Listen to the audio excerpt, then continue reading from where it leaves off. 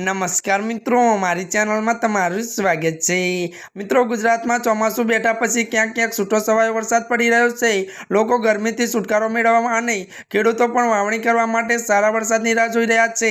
ત્યારે અંબાલાલ પટેલે આગાહી કરી છે કે આગામી 17 થી 22 જૂન દરમિયાન ગુજરાતના કેટલાક ભાગોમાં પવન સાથે વરસાદ થશે। ત્યારે મિત્રો, અંબાલાલ પટેલે ગુજરાતી જાગરણ જણાવ્યા મુજબ પૂર્વ આફ્રિકામાં ભારત પર જબરજસ્ત આંચકા સાથેનો પવન ફૂંકાશે, જેની અસર ગુજરાતમાં પણ થશે અને આ પવનને લીધે ઝાડની ડાળીઓ વળી જશે અને મકાનના સાપડા ઉડી જશે।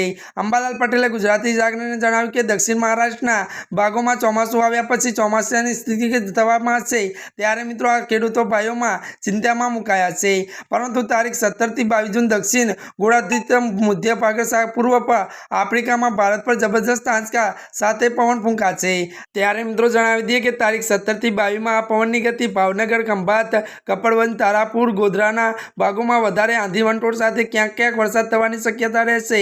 તારીખ 22 થી 25 જૂન દરમિયાન સારો વરસાદ થવાની શક્યતા રહેશે। ત્યારે મિત્રો, ખેડૂતો માટે ચિંતા કરવું જેવું નથી। તારીખ 17મી થી ચોમાસું સક્રિય થશે અને આદ્રા નક્ષત્રમાં સારો વરસાદ અને ક્યાંક ભારે વરસાદની પણ વરસી શકે છે। ત્યારે મિત્રો, આજના માટે આટલું જ। અમારી ચેનલમાં નવા હોય તો અમારી ચેનલને લાઇક, શેર અને સબસ્ક્રાઈબ કરી દેજો। ધન્યવાદ।